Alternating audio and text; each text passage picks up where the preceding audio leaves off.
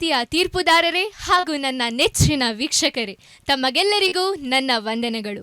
ನಮ್ಮ ಭಾರತ ದೇಶದ ಸಮಸ್ಯೆಗಳಾದ ಜನಸಂಖ್ಯಾ ಹೆಚ್ಚಳ ಈ ವಿಷಯವನ್ನು ಕುರಿತು ನನ್ನ ಅನಿಸಿಕೆಗಳನ್ನು ತಮ್ಮ ಮುಂದಿಡಲು ಬಯಸುತ್ತೇನೆ. ಶೀರ್ಷಿಕೆಯಲ್ಲಿ ಹೇಳಿದಂತೆ ಜನಸಂಖ್ಯಾ ಹೆಚ್ಚಳಕ್ಕಿಂತ ಜನಸಂಖ್ಯಾ ಸ್ಫೋಟ ಎಂದು ಹೇಳಿದರೆ ತಪ್ಪಾಗಲಾರದು.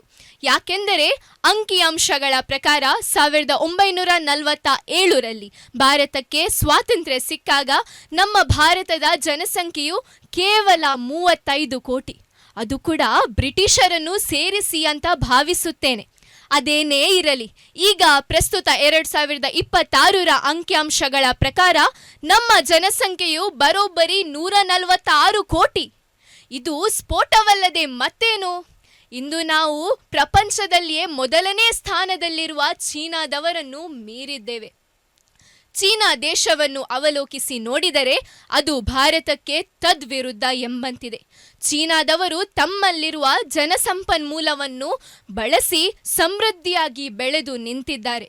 ಆದರೆ ನಮ್ಮ ಭಾರತ ದೇಶಕ್ಕೆ ಚೀನಾ ದೇಶದಂತೆ ಅಭಿವೃದ್ಧಿ ಹೊಂದಲು ಇನ್ನೂ 50 ವರ್ಷಗಳೇ ಬೇಕಾಗಬಹುದು ಎಂದು ಬಲ್ಲ ಮೂಲಗಳಿಂದ ನಾವು ತಿಳಿಯಬಹುದಾಗಿದೆ.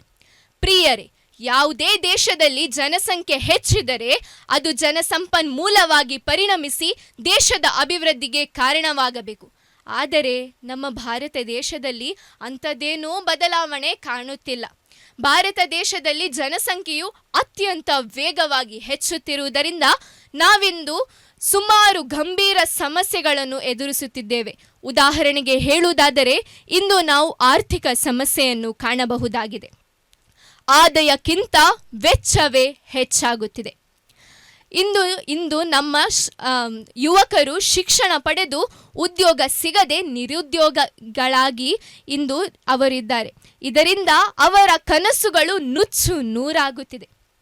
ಆಹಾರದ ಉತ್ಪಾದನೆಯು ಸಾಲದೆ ವಸ್ತುಗಳ ಬೆಲೆ ಏರಿಕೆಯಿಂದ ಇಂದು ಆಹಾರದ ಸಮಸ್ಯೆಯನ್ನು ನಾವು ಕಾಣಬಹುದಾಗಿದೆ. ಇದರಿಂದ ಕಳ್ಳತನ, ದೌರ್ಜನ್ಯ, ಅಪರಾಧಗಳಿಗೆ ಕಾರಣವಾಗಿ ನಮ್ಮ ಸಮಾಜದ ಅಶಾಂತಿಗೆ ಕಾರಣವಾಗುತ್ತಿದೆ.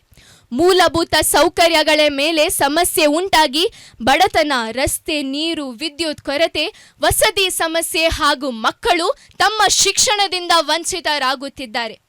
ಆಸ್ಪತ್ರೆಗಳು ತುಂಬಿ ಹೋಗಿ ಔಷಧಿ ಮತ್ತು ವೈದ್ಯರ ಕೊರತೆಯನ್ನು ನಾವಿಂದು ಕಾಣಬಹುದಾಗಿದೆ. ಆರೋಗ್ಯ ಸೇವೆಗಳು ದಿನದಿಂದ ದಿನಕ್ಕೆ ಕ್ಷೀಣಿಸುತ್ತಾ ಕುಸಿಯುತ್ತಿದೆ. ಆದರೆ ಇಂದು ನಮ್ಮ ಪರಿಸ್ಥಿತಿ ಹೊಟ್ಟೆಗೆ ಅನ್ನವಿಲ್ಲದಿದ್ದರೂ ಜುಟ್ಟಿಗೆ ಮಲ್ಲಿಗೆ ಎಂಬ ಗಾದೆಯಂತಾಗಿದೆ. ಹಾಗಾದರೆ ಇದು ನಮ್ಮ ಅಭಿವೃದ್ಧಿಗೆ ಕಾರಣವಾಗುವುದಿಲ್ಲವೇ? ಇದರ ಪರಿಹಾರ ಏನು? ಇದಕ್ಕೆ ಪರಿಹಾರ ಖಂಡಿತ ಇದೆ. ಜಾನ್ ಎಫ್ ಕೆನಡಿ ಅವರ ಮಾತಿನಂತೆ, ನನ್ನ ದೇಶದಿಂದ ನನಗೇನು ಸಿಕ್ಕಿದೆ ಎಂದು ಯೋಚಿಸದೆ ನನ್ನ ದೇಶಕ್ಕೆ ನಾನೇನು ಕೊಡಬಹುದು ಎಂದು ಯೋಚಿಸಿ ಎಲ್ಲರೂ ಸೋಮಾರಿಗಳಾಗದೆ ವಿವಿಧ ಕಾರ್ಯಚಟುವಟಿಕೆಗಳಲ್ಲಿ ತಮ್ಮನ್ನು ತೊಡಗಿಸಿ ಕುಟುಂಬ ಯೋಜನೆ, ಶಿಕ್ಷಣ, ಮಹಿಳಾ ಸಬಲೀಕರಣ ಹಾಗೂ ವಿವಿಧ ಜನಜಾಗೃತಿ ಕಾರ್ಯಕ್ರಮಗಳಲ್ಲಿ ತಮ್ಮನ್ನು ತೊಡಗಿಸಿಕೊಂಡು ಜನಸಂಖ್ಯೆಯನ್ನು ಒಂದು ವರವಾಗಿ ಪರಿವರ್ತಿಸಿ ದೇಶದ ಅಭಿವೃದ್ಧಿಯಾಗಬೇಕೆಂದು ಹೇಳಿ ನನ್ನ ಅನಿಸಿಕೆಗಳನ್ನು ಕೊನೆಗೊಳಿಸುತ್ತೇನೆ. ಧನ್ಯವಾದಗಳು. ನೀವು ಮಾತನಾಡಿದಂಥ ರೀತಿ ಇಂದು 3 ಸರಿ ಹೇಳಿದರೂ ಕೂಡ ಏನು ತೊಂದರೆ ಇಲ್ಲ, ಎಲ್ಲಿ ತಪ್ಪಿದಾಗೆ ನಮಗೆ ಭಾಸವಾಗಲಿಲ್ಲ. ಒಂದು ಎಲ್ಲಿಯಾದರೂ ನಾನು ಫಾಲ್ಟ್ ಫೈಂಡ್ ಔಟ್ ಮಾಡೋದಾದರೆ topic, selection of the topic. ಜನಸಂಖ್ಯೆ ಬಗ್ಗೆ ಮಾತನಾಡಿ ಸಾಕಾಗಲಿಲ್ವ? 5ನೇಯಿಂದ ಜನಸಂಖ್ಯೆ ಸ್ಫೋಟ, ಪಾಪ್ಯುಲೇಷನ್ ಎಕ್ಸ್ಪ್ಲೋಷನ್, ಆಬಾದಿ ಕಿ ಸಮಸ್ಯೆ, ಏನಾ ಬೇರೆ ತಗೊಳ್ಬೋದಿತ್ತಲ್ಲ, ಬೇರೆ ವಿಚಾರಗಳನ್ನೆಲ್ಲ ತಗೊಳ್ಬೋದಿತ್ತಲ್ಲ. ಅದು ನಿಮಗೆ ಬಿಟ್ಟದ್ದು, ನಾವು ಏನು ಮಾತಾಡಲಿಕ್ಕಿಲ್ಲ. ನಿಮ್ಮ choice is yours. It was ultimate and superb and lot of improvement from previous 2 episodes. Thank you sir. Hi Sanvi. Yes sir. ತುಂಬ ಜನ ಸಾನ್ವಿಗಳು ಸರ್. ಅದೇ ಕಿರಿಕ್ ಬರ ಹಿಂದೆ ನೆಕ್ಸ್ಟ್ ಈಗ ಇನ್ನೊಬ್ರು ಸಾನ್ವಿ ಬರ್ಲಿಕ್ಕಿದ್ದಾರೆ. ಇವಳ ಸ್ಪೆಲ್ಲಿಂಗ್ ಸ್ವಲ್ಪ ಚೇಂಜ್ ಇರಬೇಕು. ಹೌದು, ವೈ ಅಲ್ವಾ?